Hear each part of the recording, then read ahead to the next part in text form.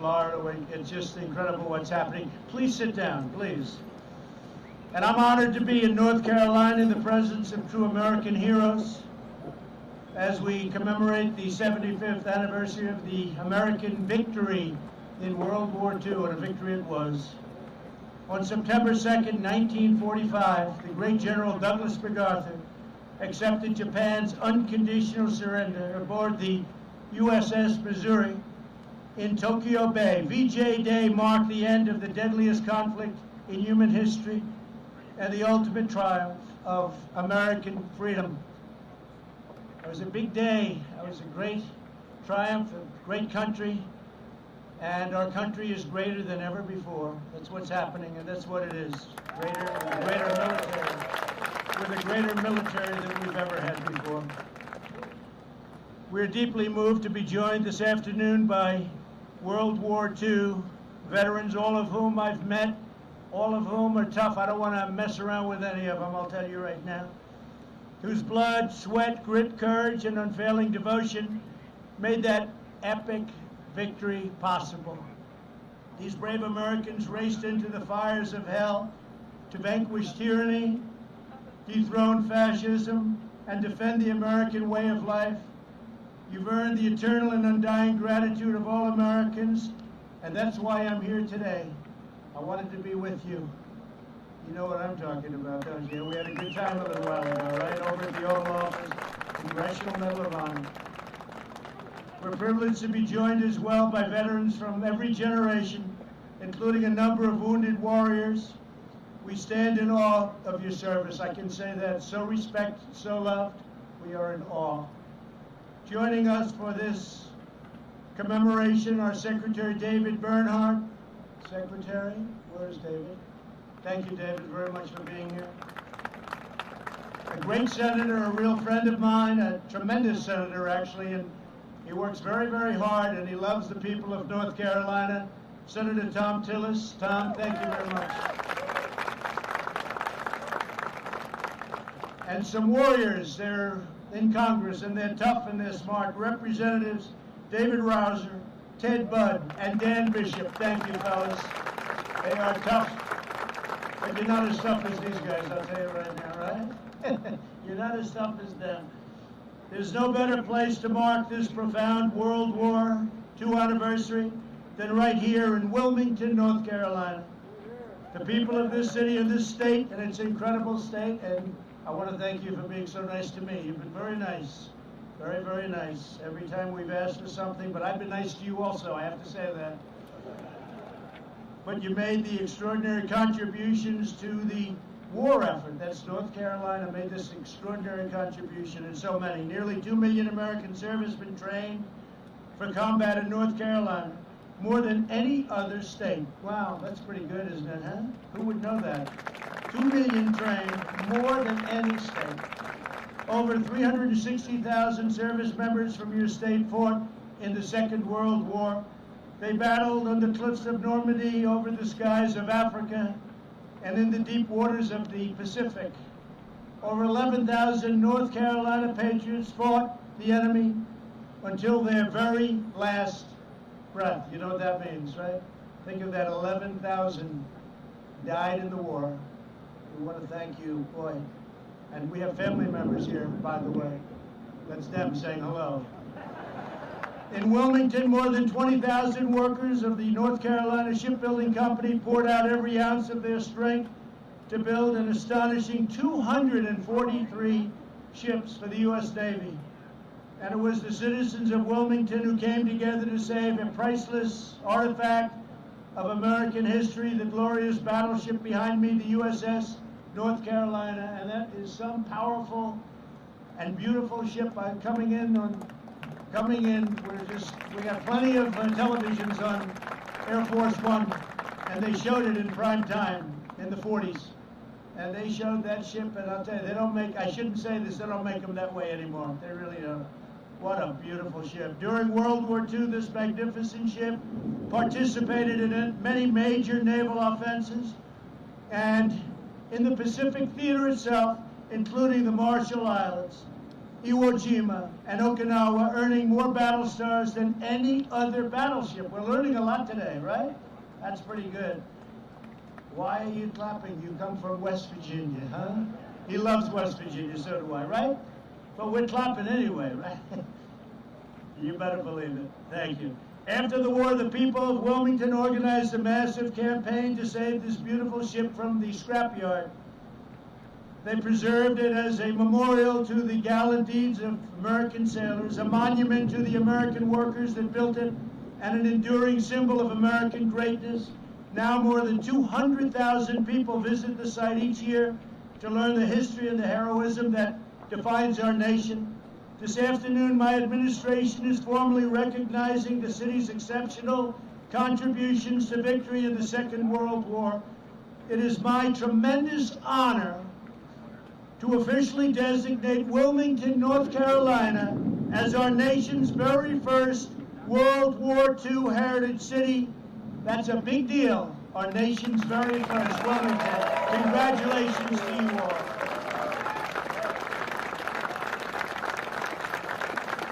And God is saluting you up there, I tell you. You may have to go a little quicker than I thought, right? With this designation, we proudly declare that in America, we don't tear down the past, we celebrate our heroes, we cherish our heritage, we preserve our history, and we build the future. This mighty vessel and this magnificent town will forever tell that story with this designation. So I want to just congratulate North Carolina and Wilmington. That's a fantastic thing. I want to thank Senator Tillis and Congressman Browser. Stand up, please, in between the lightning bolts, for their work to make this day possible. Thank you, Tom. Thank you, fellas. Great job. And let me also thank retired Navy Captain Wilbur Jones, who has championed the cause of World War II heritage cities. Wilbur, thank you. Thank you, Wilbur. Great job. Great job. So, Wilbur, you know a lot of people wanted this, right? So you are just a tough cookie. You got it. Number one in the nation. I want to thank Wilbur. That's great. I also want to recognize several of the heroes who saved American freedom. And I've known some of them since I've been in office. I've seen them. And there they are. Here today is my good friend who I just left, and he was in the Oval Office with me at the White House, Woody Williams. 75 years ago, Woody showed fearless courage as a Marine in the Battle of Iwo Jima. You are amazing. I promised him I would not tell that he's 97 years old, I promise. I'll tell you, he's 100% sharp. He's 100% sharp. I know a 78-year-old that's not so sharp, and he's 97, and he's 100%, because it has nothing to do with that. 78's young. Depends who's 78, that's all. He's 97. I said, man, you are something. And physically in great shape. He braved a torrent of hostile fire while destroying one enemy machine gun position after another, knocked them out one after one for his daring actions. President Truman, think of that, awarded Woody the Congressional Medal of Honor, the highest in our land. Woody, congratulations. You inspire us all. It was great to have you on Air Force One. I had promised him, you know, maybe 2 years ago, I said, I'll take you on Air Force One. He came up. He's very aggressive. He said, I'd like to fly on Air Force One. I said, I'll do it. And today we did it, right? We got it done. Thanks, Woody. Great job. Also joining us today is Paul Phillips, a veteran of World War II, Korea, and Vietnam. During the Second World War, Paul proudly served on the USS North Carolina in the Pacific Theater. At 93 years old, he has returned today to visit the ship upon which he so nobly served. He's a tremendous man. Paul, it's our honor to have you with us. Please, Paul, stand up. Thank you, Paul. Thank you. Perfect. Thank you, Paul. Great job, Paul. Appreciate it. Here as well is Army veteran Greg Melikian. When Greg was 20 years old, he served as a radio operator in the headquarters of Supreme Allied Commander General Dwight D. Eisenhower. I'd love to have heard some of those conversations. Much more interesting than today, right? 75 years ago, General Eisenhower directed Greg to broadcast around the world the long-awaited news that Germany had surrendered Greg, your being here is very, very much appreciated. Thank you very much. It was a great honor meeting you before. Thank you very much. Very, very great honor. Our task today is to pass on to the next generation the blessings of liberty that you fought for and that you bled for, all for security. You wanted to secure our future. You wanted to praise and raise our flag, and you did that. You raise our flag, and you stand proud, and you stand tall. And we're doing it in our nation, too. Almost everyone. Every once in a while, you see somebody not do it. We don't like it when they don't do it, do we? We don't like it.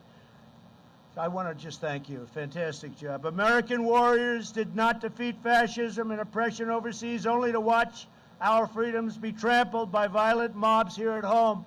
We stopped those violent mobs very easily. All they have to do is say, please come in, Mr. President. We'll have it done in 1 hour. Please come in. It's one of the great, to me, just incredible that they don't immediately, they just, as you know, at Portland, the mayor last night, he was raided. His home was raided. He was thrown out of his home. And then he'll stand up and he'll fight for these people. These people only know one thing, and that's strength. That's all they know, strength. And we have strength. For the sake of all Americans, we must uphold the rule of law and defend the American dream for every child in our land. We must teach our children that America is the land of heroes like you. You're heroes. You know that, right, Woody? You're heroes. You're great, great men. Great men. Better believe it. We're not ashamed in America. We're not ashamed of anything. I signed a very important edict recently. 3 months ago, they were ripping down statues.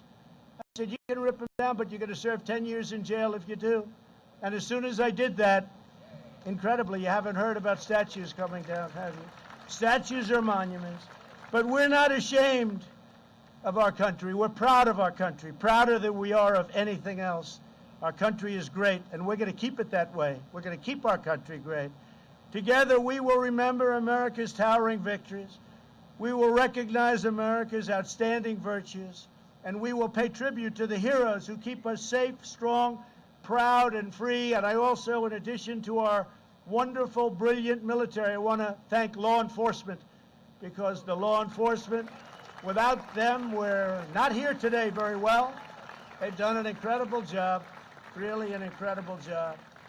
And thank you again to the World War II veterans in attendance today. This is such a great tribute to North Carolina. We will never forget what you did for us. Your legacy is etched forever into the heart and soul of a grateful nation.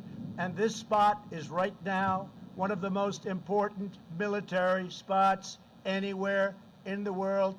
Congratulations to everybody, and thank you for making it come true. Thank you all very much. God bless you. God bless North Carolina, and God bless America. Thank you all very much. Thank you.